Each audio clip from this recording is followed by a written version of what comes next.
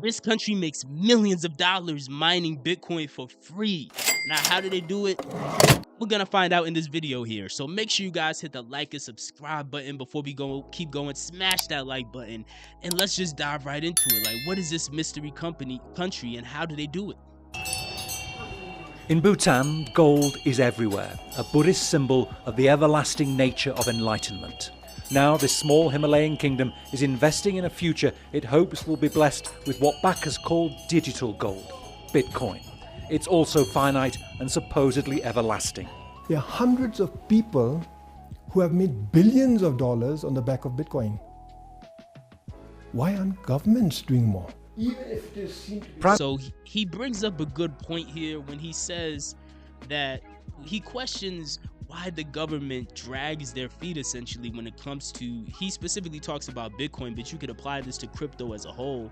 And I think the answer is obvious. At the end of the day, many of these governments, they want to maintain control and they haven't fully gotten a grasp of how to monopolize the crypto space just yet, and they're getting very close. And once they get there, it'll go from them dragging their feet to all of a sudden instantaneously everything has changed.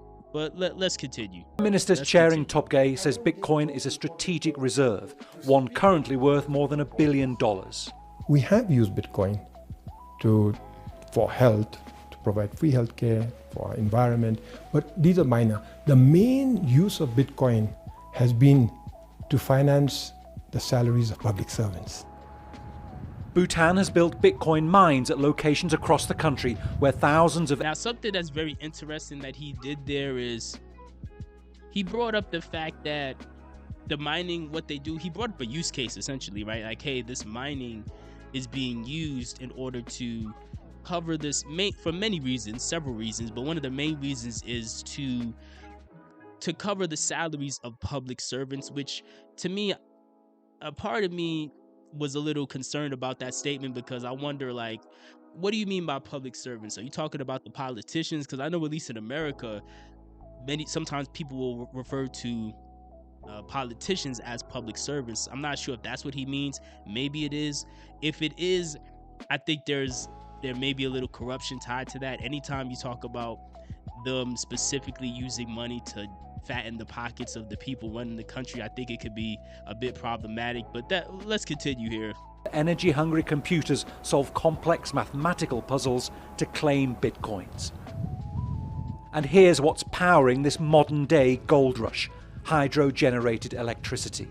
The government says its Bitcoin operation is carbon neutral. It relies only on water from the Himalayas. It's also very profitable, with Bhutan's computers being rewarded with Bitcoins that at current prices add up to millions of dollars a week. Bhutan is a small country. Large-scale manufacturing and agriculture aren't possible, almost all food is imported, and options for economic development are limited. So this right here, man, this is one of the main benefits of crypto. One of the things that gets you the most excited is just the fact of opportunity for there to be a more level playing field, whether it's for civilians or whether it's for smaller countries, right? Like, but that in itself is also the very reason why you would have early in the video, the guy mentioned he wonders why governments haven't been jumping in. Well, one of the main reasons is because they don't want to lose control. They don't want small countries like Bhutan putting themselves in a position to where they no longer have to answer to anybody. They could just do their own thing, and you know that could interrupt their power dynamic. But let's continue here. I would be very worried if our government was buying Bitcoin, in trading in Bitcoin. But I think the kind of reassurance for us Bhutanese citizens is that the government is mining it. We are using the cheap hydropower, and instead of exporting it at a very cheap rate, we are using it to mine Bitcoins in the high mountains of Bhutan. So again, I understand his perspective where he is concerned, like he doesn't want his country to gamble away money, but again, he sees the value in how they go about mining crypto, because they're not actually spending taxpayer dollars. They're instead opting to use a free resource to generate value, to create value in the form of Bitcoin, which is a great thing to see if it's used for the right reasons. But let's continue. The chief executive of Bhutan's sovereign holding company says exploiting Bitcoin and other new technologies is vital to economic development. I think you cannot run away from blockchain, cannot run away from AI, how blockchain and AI will combine the industry of money, if I may say, and how money flows from one hand to another, because it's one of the biggest innovation in the space of money for humanity from the time we remember where money was discovered or invented.